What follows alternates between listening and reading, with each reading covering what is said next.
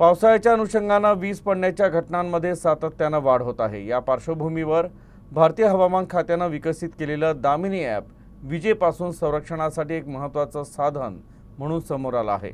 या ॲपचा वापर करावा असं आवाहन शासनातर्फे करण्यात आलं आहे। भारतीय हवामान विभागाने विकसित केलेलं दामिनी ॲप विजेच्या धोक्यापासून बचाव करण्यासाठी महत्त्वाचं साधन म्हणून समोर येत आहे। पुण्यातील भारतीय उष्णकटिबंधीय हवामान संस्था आणि ESSO यांनी संयुक्तपणे विकसित केलेलं हे ॲप देशभरातील वीज कोसळण्याच्या सर्व घडामोडींवर लक्ष ठेवतं।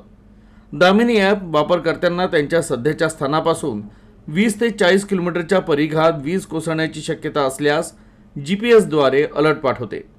हा अलर्ट पुढील 7, 14 आणि 21 मिनिटांसाठी वैध असतो। त्यामुळे लोकांना सुरक्षित ठिकाणी जाण्याकरता पुरेसा वेळ मिळतो। त्यामुळे शेतकऱ्यांनी विजेची पूर्वकल्पना म्हणून दामिनी ॲप डाउनलोड करून घ्यावा आणि त्याचा वापरही करावा असं आवाहन बुलढाणा कृषी विभागाने केलं आहे।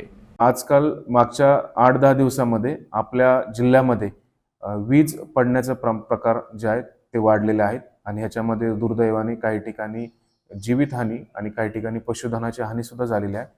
तर भारतीय हवामान खात्याचं दामिनी हे जे ॲप आहे, हे दामिनीचं ॲप जर शेतकरी बांधवांनी प्ले स्टोरवरून डाउनलोड केलं आणि त्याचा वापर केला तर वीज पडण्यापूर्वीची पूर्वकल्पना जी आहे किंवा त्याचा जो अलर्ट आहे तो त्या ॲपहून शेतकरी बांधवाला दिला जातो। तर असंही आव्हान आपण शेतकरी बांधवांना करत आहोत।